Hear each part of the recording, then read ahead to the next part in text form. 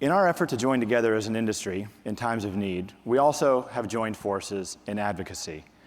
And another award that IHRSA has developed is the IHRSA Advocate of the Year Award. In order to influence policymaking, it is necessary to have dedicated members of the organization who are willing to advocate for our industry at every level. Inspired by the efforts of Jim Worthington, former IHRSA Board Chair and owner of Newtown Athletic Club, and maybe one of the most passionate owners in the industry, the award reminds us all of the importance of public policy for fitness.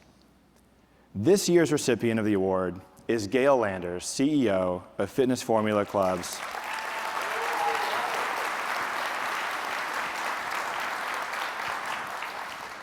I think a lot of you know Gale, so it's really an honor for me also, who I know him pretty well, to present this award. He's really just one of the best operators and nicest people in the industry. And he's also been a mentor and a friend. Over my career, I've called Gale many times asking for advice on how he approaches specific problems within the club industry. And I can attest that his advice has made our company millions, and I'm sure many others could say the same. In one of the most challenging business environments in the country, his clubs also continue to thrive. Now, if you're a supplier trying to sell something to Gale, good luck. Because whenever we talk, I always end up asking myself, well, how the hell did you get that deal? So for many years, and especially during the past 3, Gale has worked tirelessly to advocate for health clubs and fitness on a state and federal level. An active member of the Illinois Fitness Alliance, he helped all clubs, especially in Chicago, fight and win battles during the pandemic. When we formed the National Health and Fitness Alliance, IHRSA's US-based advocacy organization, he was a natural choice to be the first chair of its advisory council.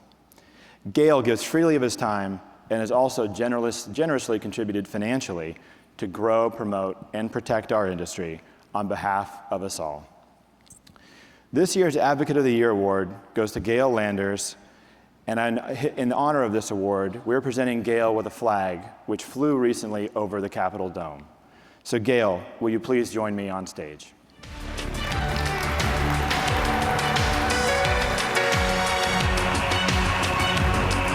We gotta do it. Go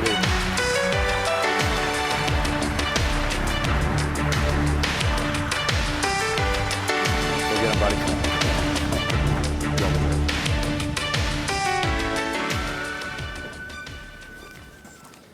Thank you, Chris. I'm honored to accept this award, especially following prior recipients, Jim Worthington and Rodney Stephen.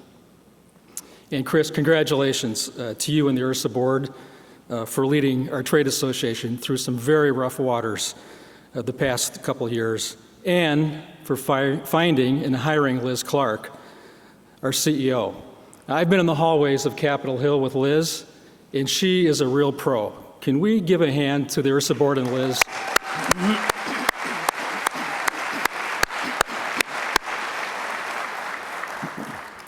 Thank you to my FFC team for your leadership at our 10 locations. This has provided me with the bandwidth to be able to dedicate time to the NHFA. And a special thanks to Mary Kay Marzoni, who's been my right hand behind the scenes.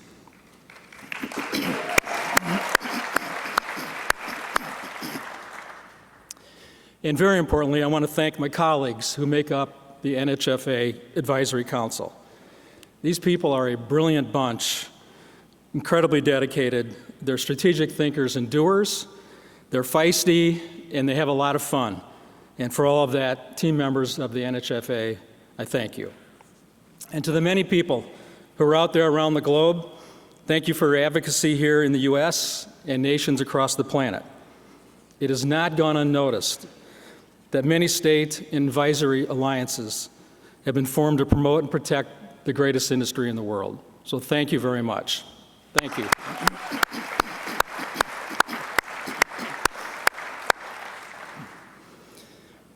Ladies and gentlemen, I've always believed that the greatest threat to our business was not the competitor down the street.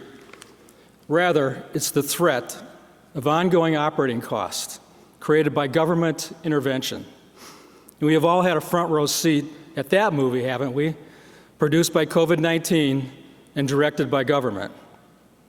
So we have used these past 3 years to find political champions that now support us in Washington, D.C.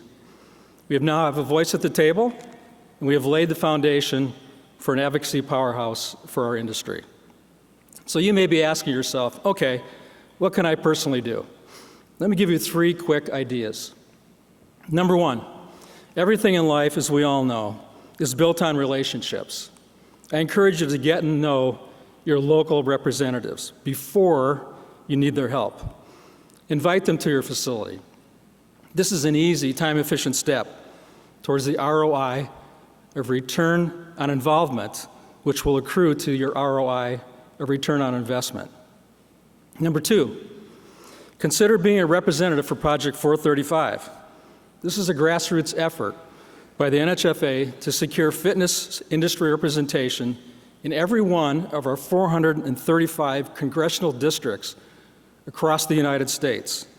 100 or so districts are still available. We will teach you how to effectively message to elected officials. Your influence will be huge, I guarantee you. And number 3, we need your help and support of the IHRSA PAC. And many, many people in this room have already done so, and I thank you. Can we give them all a hand? Thank you. The reality is, regardless of your personal political persuasion, an effective, well-funded PAC is incredibly critical to support impressions in Washington, D.C. today. The fact is, if you are in business today, you are in politics. The FIT bill was just recently reintroduced in both the House and the Senate.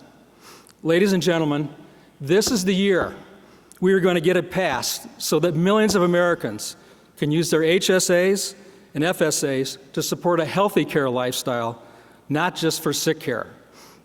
In closing, the NHFA may be the Navy SEALs for fitness advocacy, but the continued support of this full-on Army right here is greatly appreciated, and I'm looking at this Army.